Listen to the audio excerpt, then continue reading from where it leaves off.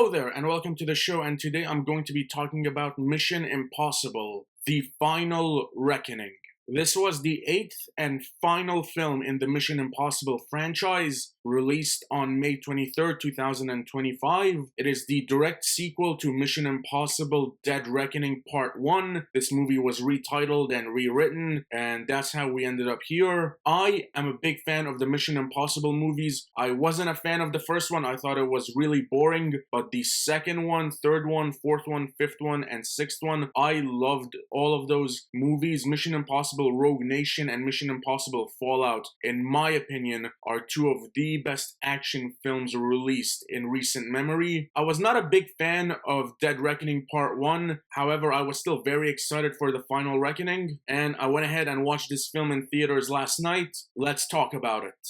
So the story of this film is that the AI from the first film is now free, and its goal is to take over the world's nuclear arsenals and pretty much cause nuclear Armageddon, wiping out all of humanity, and Ethan Hunt has to stop the AI with the help of his team. That is the basic gist of this movie. Starting off with the positive. This is, from a technical standpoint, a very well-made film. It's shot beautifully, the action sequences are filmed very well. There's two action set pieces in particular, one in a submarine and one on a plane, that are both incredible. The one in the submarine in particular, you feel the tension in every minute that Tom Cruise is in that submarine, and the way that set piece ends with him escaping the submarine through the torpedo chute, the tension during that scene when he's underwater was unbelievable. And the final battle on a plane, yes, doesn't really make much sense with the context of the story. However, it is shot well and it is pretty cool and pretty awesome. The film also had some funny comedic moments. The acting for the most part is solid. Unfortunately, that's about it for the positives when it comes to the Final Reckoning. Because, and it pains me to say this, I was not a fan of this movie. The biggest issue I had with this film is that it felt like another Mission Impossible movie, not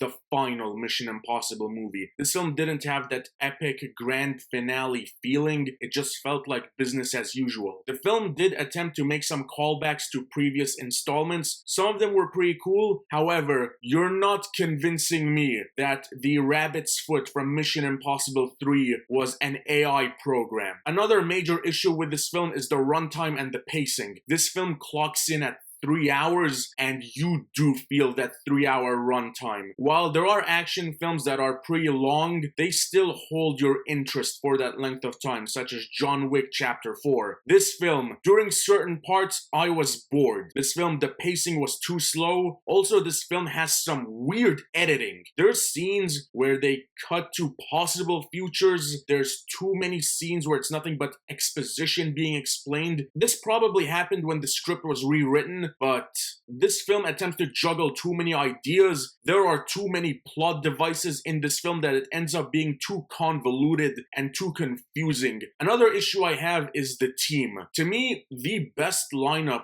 for the Mission Impossible team was during the Rogue Nation and Fallout. In this movie, Ving Rhames and Simon Pegg are pretty much sidelined for the majority. I still have no idea why they chose to replace Rebecca Ferguson with Hayley Atwell. Rebecca Ferguson's character, in my opinion, was more interesting than Hayley Atwell's character. Also, Hayley Atwell being the co-lead of this movie, based on what I saw in this film and in Dead Reckoning Part 1, Hayley Atwell is not a leading lady. She cannot lead a major production. Another issue with this movie is the AI. Having a faceless AI as your antagonist is always going to be a difficult task. And the motivation of this AI is that it just wants to wipe out the world. Arguably the most generic bad guy motivation you can ever write. So not the most compelling villain. And there's one scene where the AI talks with Ethan Hunt, and more of that would have been interesting. However, it's only done in one scene, and then it's immediately forgotten about.